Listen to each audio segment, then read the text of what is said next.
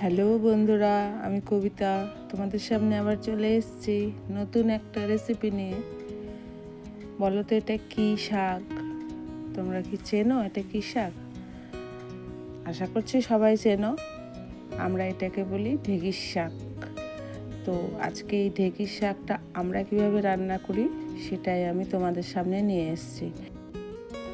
তোমরা কিন্তু পুরো রেসিপিটা দেখে অবশ্যই কমেন্টে জানাবে যে তোমরাও কি এইভাবে করে করো।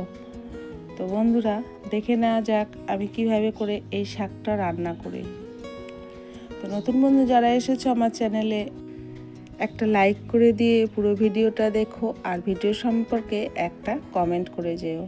আর যদি খুব ভালো লাগে ভিডিও, সাবস্ক্রাইব করে অল বাটনটা প্রেস করে দিও, তাহলে নিত্য নতুন যেসব ভিডিও আনবো তোমাদের সামনে আগে পৌঁছে যাবে। আর পুরাতন বন্ধুদের কাছেও আমার একটা রিকোয়েস্ট, পুরো ভিডিও দেখে ভিডিও রিলেটেড একটা কমেন্ট করে দিও। কড়াইয়ে তেল গরম হয়ে গেছে।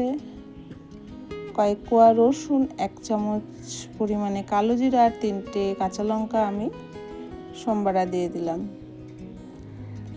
এগুলো একটু ভালো করে ভেজে নেব।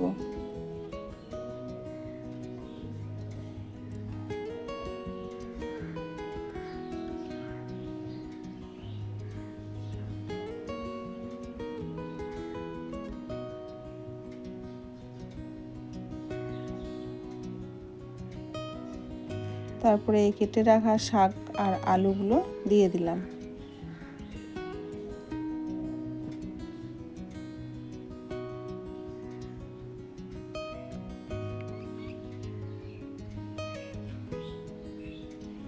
সামান্য পরিমাণে হলুদ,